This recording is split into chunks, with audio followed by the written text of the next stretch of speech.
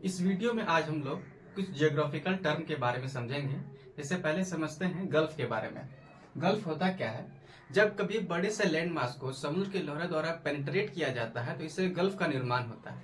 ये जो गल्फ होते हैं नैरो होते हैं, काफी वाइड नहीं होते। जैसे एग्जाम्पल में इजिप्ट के पास है गल्फ ऑफ अकाबा, यमन के पास है गल्फ ऑफ एडन, ईरान के पास है गल्फ पर्शियन गल्फ और ओमान के पास है गल्फ ऑफ ओमान। ठीक है, इसका फिगर देख सकते हैं, ये काफी वाइड नहीं होता है, ये नैरो शेप में होता है। दूसरा हम बात करते हैं बे के बारे में।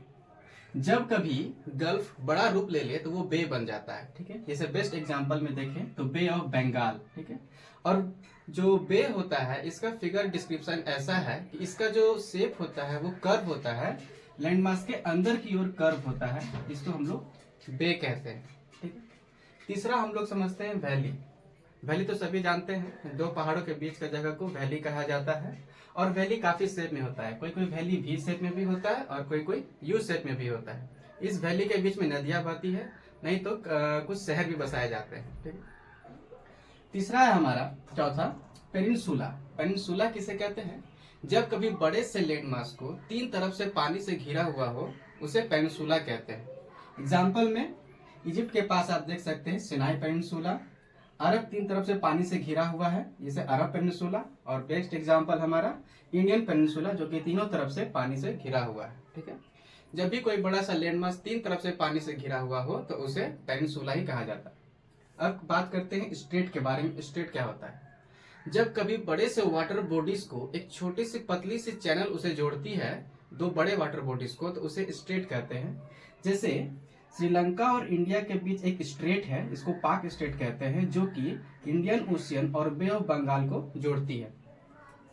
दूसरा हमारा इंडोनेशिया के पास मलक्का है, जिसको मलक्का स्ट्रेट कहते हैं, जो कि इंडियन ओशियन को जावा सी से जोड़ती है। ठीक इंडियन ओशियन के नीचे सुंडा स्ट्रेट है, जो कि इंडियन ओशियन को जावा सी से जोड़ती है।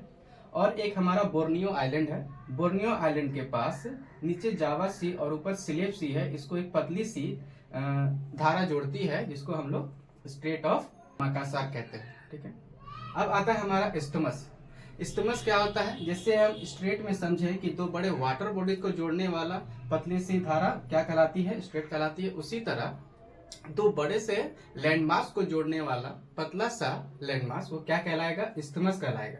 इसका बेस्ट एग्जाम्पल है हमारा अमेरिका में देखा जाए तो नॉर्थ अमेरिका और साउथ अमेरिका को जोड़ने वाला एक पतला सा जगह है, जिसको हम लोग पनामा कहते हैं। इसी को हम लोग कहते हैं इस्थमस ऑफ पनामा, जो कि एक बड़े से लैंडमास को जोड़ रहा है। ठीक है, तो ये था हमारा कुछ ज्योग्राफिकल टर्म।